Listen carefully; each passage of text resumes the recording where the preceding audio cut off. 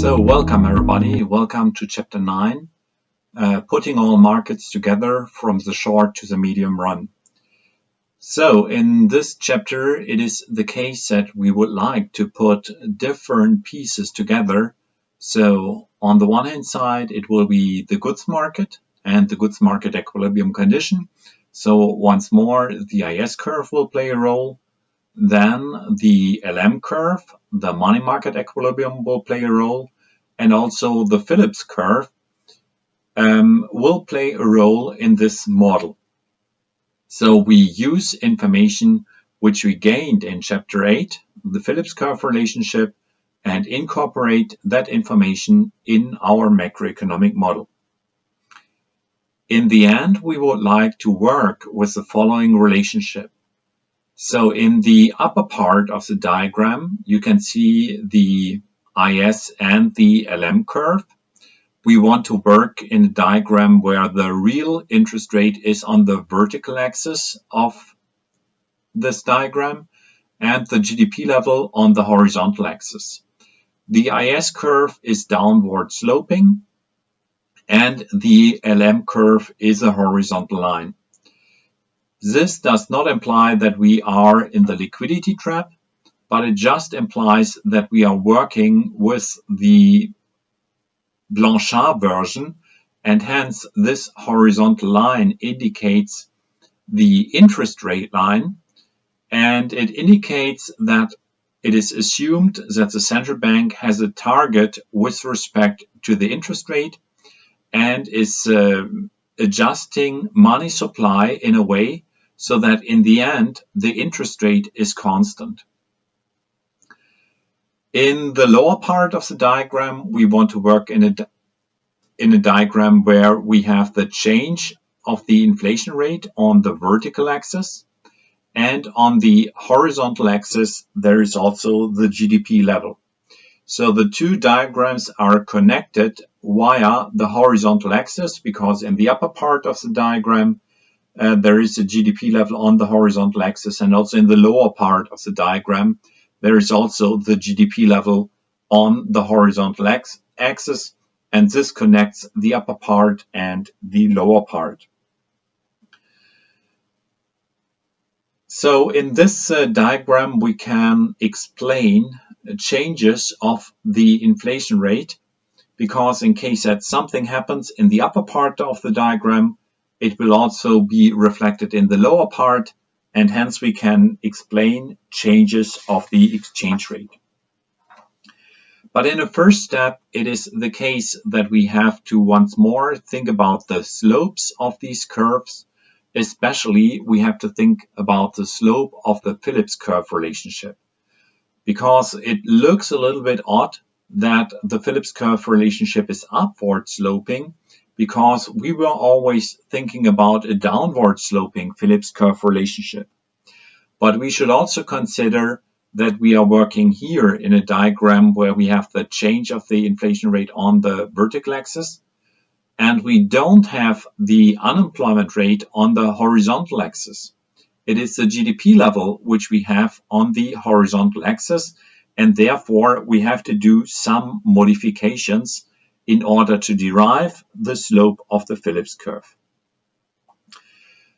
But let's first have a look at the different equations.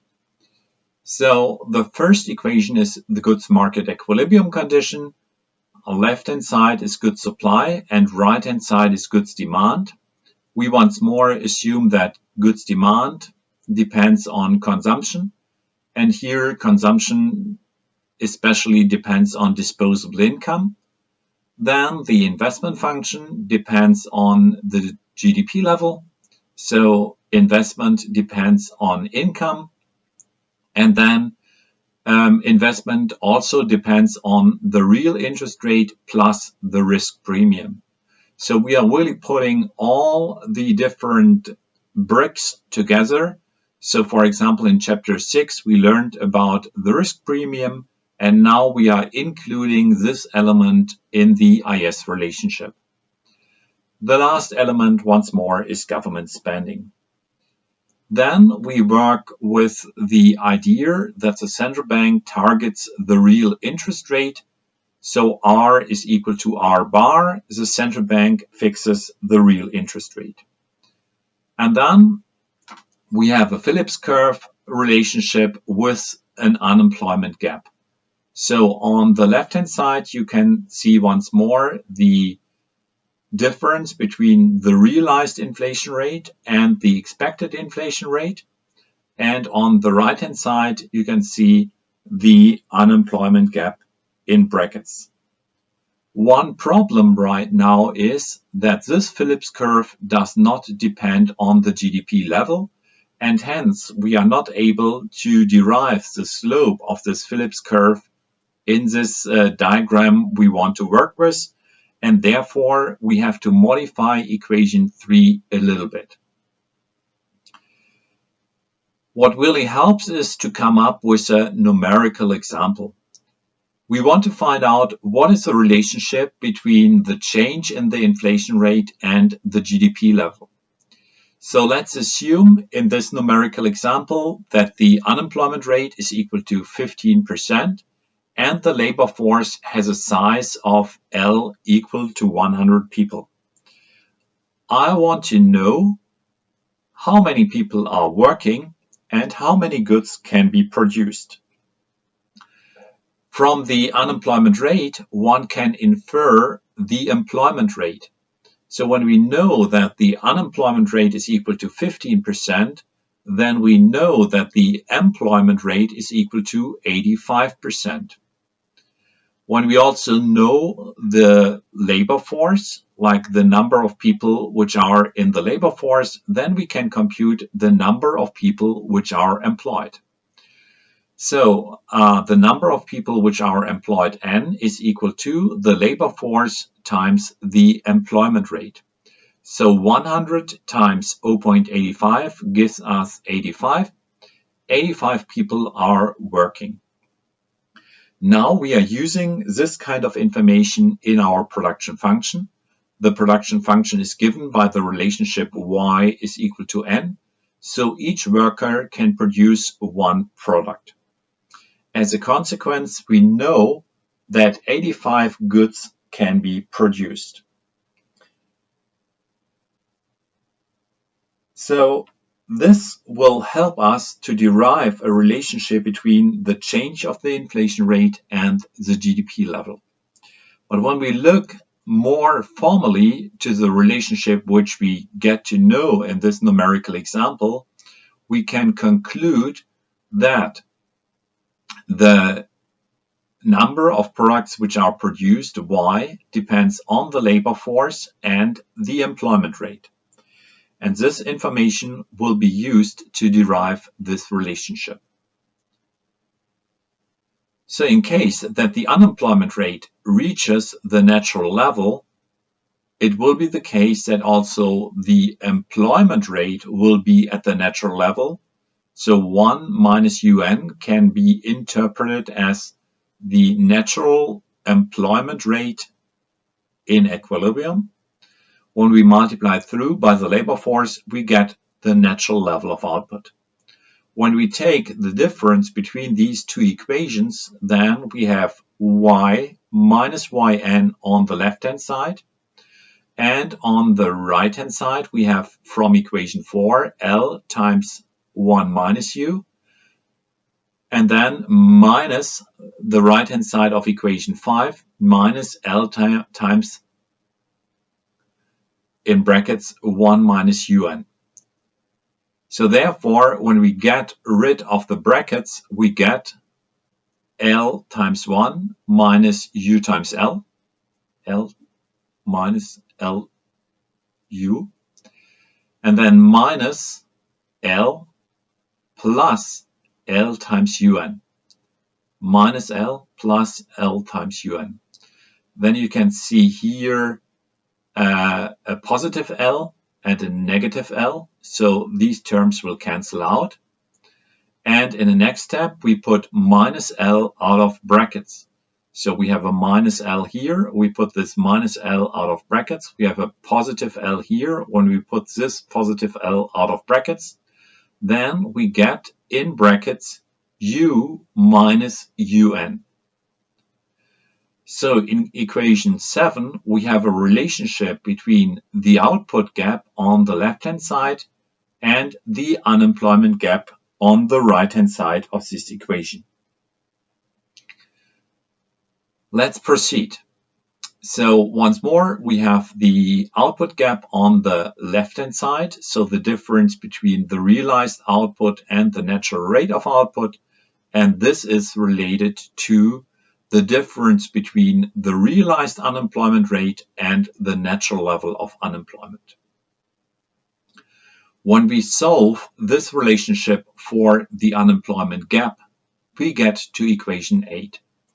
So we have to divide this relationship by minus L. We put minus L on the other hand side of the equation. And then we have isolated the unemployment rate on one hand side of the equation. The Phillips curve relationship was given as the difference between the realized inflation rate and the expected inflation rate is equal to minus alpha times the unemployment gap. And now we can insert the output gap into this Phillips curve relationship. So we are inserting the right-hand side of equation 8 instead of U minus UN. We have a negative sign here, a negative sign there. So these negative signs cancel out and we get to equation 9. So the difference between the inflation rate realized and the expected inflation rate is equal to alpha over L times Y minus YN times the output gap. Let's proceed. So this was equation 9. In case that the wage setters assume that the inflation rate will be equal to the realized inflation rate of the last year, then we get to equation 10.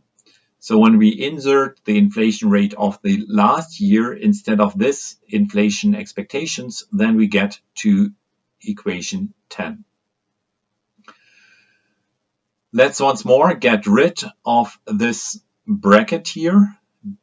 When we get rid of this bracket, we get to the difference between the inflation rate in year T and 1 year before is equal to. This relationship depends on the natural level of output and then plus alpha over L times the realized level of output. And this can be interpreted in the following way. The first part, the red part, this is the intercept. And you can see here that the Phillips curve will start in the negative part of this diagram, and the slope of the curve is positive. So from equation 13, now we can conclude that the Phillips curve has a negative intercept and a positive slope in a diagram where we put the change in the inflation rate on the vertical axis and output on the horizontal axis. Let's confirm this once more in this diagram.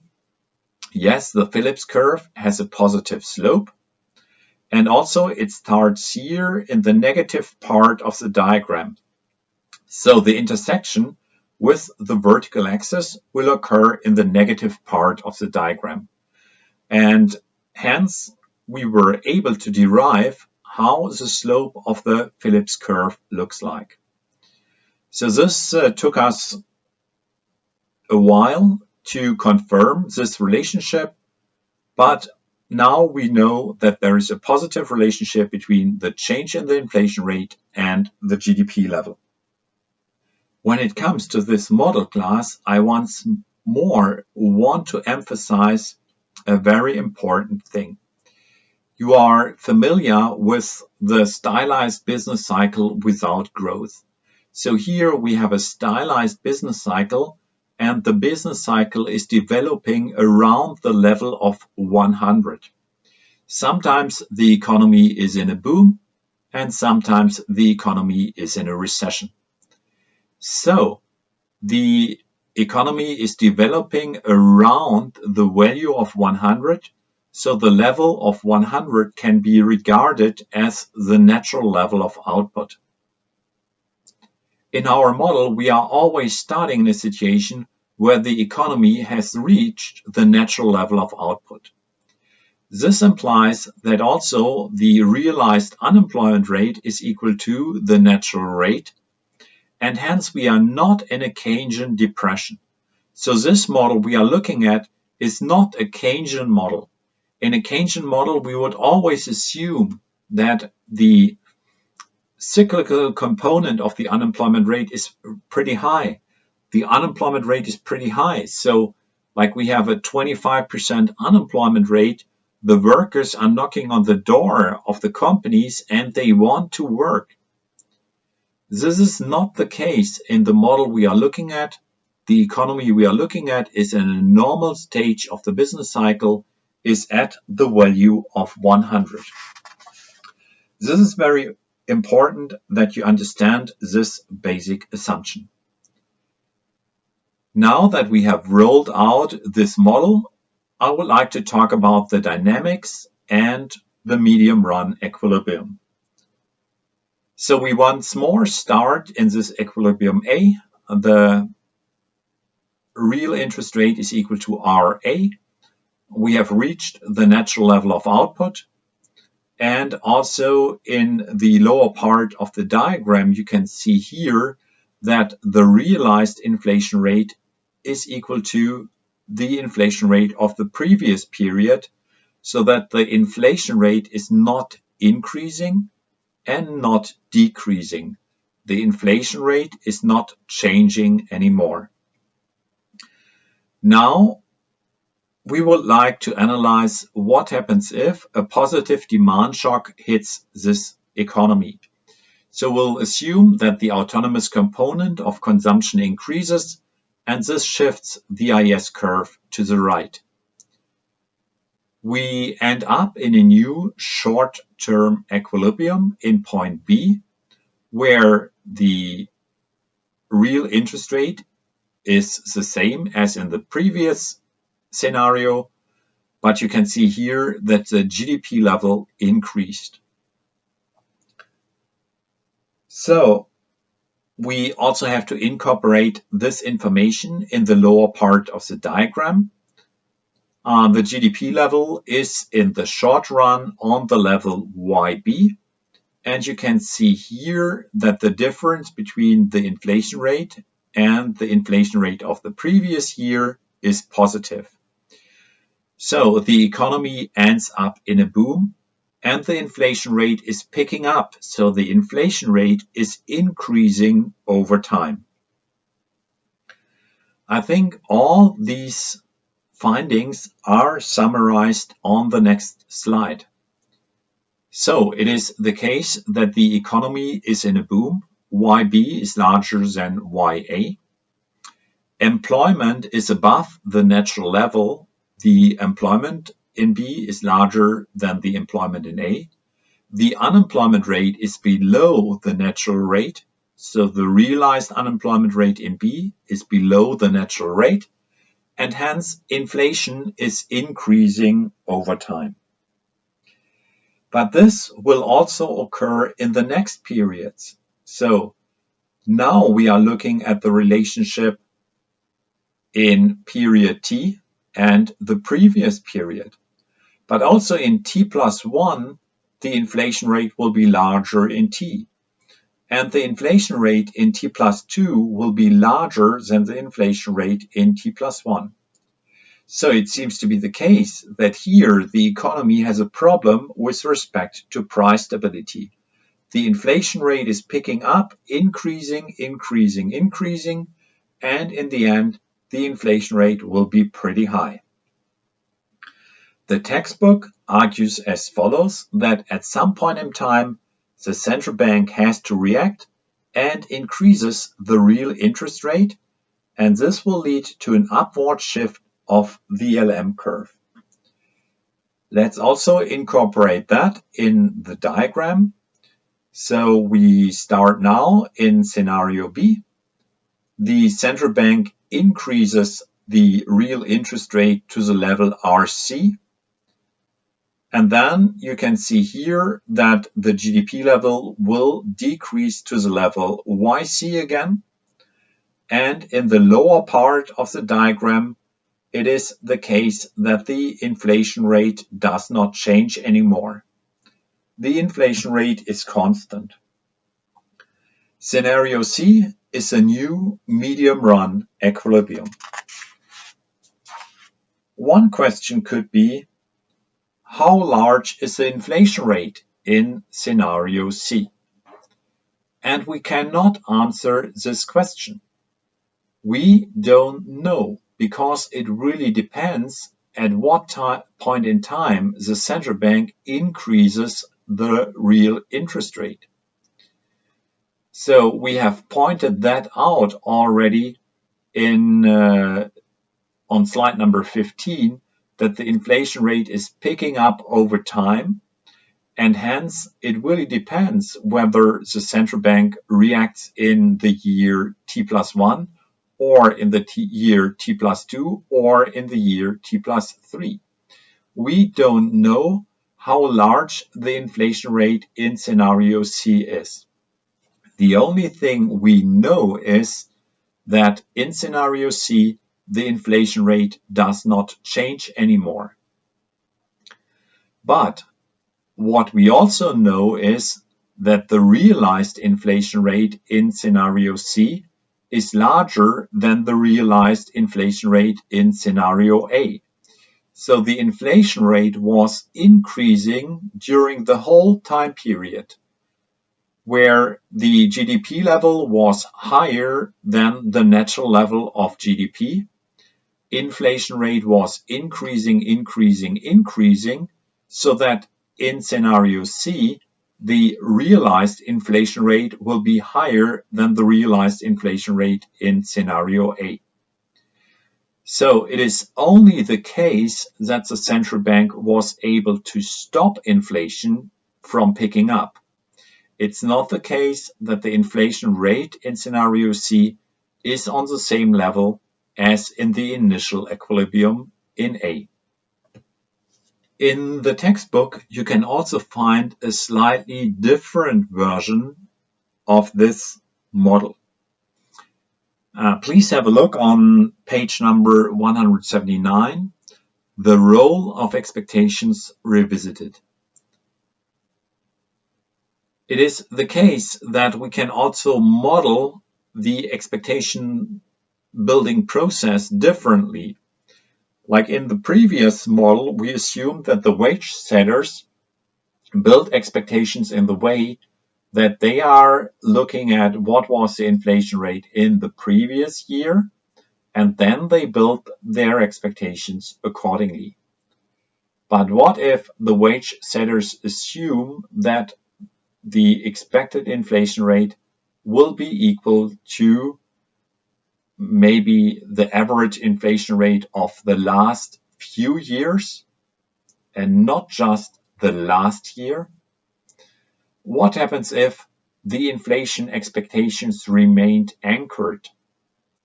For example, bar pi could also be interpreted as the inflation target of the central bank, and for the ECB, we have an inflation target of 2%. Then, when the inflation expectations remained anchored, it is the case that equation 14 is valid, so that we have in equation 14 the difference between the inflation rate and the inflation target. In case that we work with this version of the model, we have to interpret the new medium-run equilibrium slightly different. So let's work with this version of the model once more. So we said in a first step, the IS curve shifts to the right. We end up in the short run in period B. Then the LM curve shifts upwards. The central bank is increasing the real interest rate. so that we end up in scenario C on the same GDP level as before. But when we now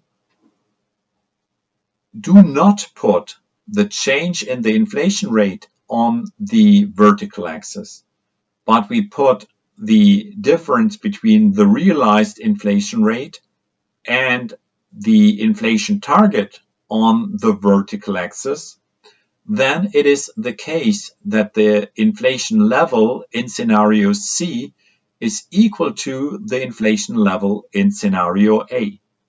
So in case that we work with a slightly different model, it is the case that we know that in scenario C, the realized inflation rate is also equal to the inflation target, is equal to 2%. This slight difference is very important. So it really highlights that the role, how the agents build their inflation expectations, plays a very important role. In the first version of the model, it is the case that in scenario C, the inflation rate is on a higher level than the inflation rate in A. We are not able to say on which level the inflation rate is. And in the second version of the model, where the inflation expectations remain anchored, it's the case that we can also say something about the inflation level. I would like to make a break here. I would like to give you some time to digest, and I will start in the second video from slide number 20. Thank you very much. Have a nice day. Bye-bye.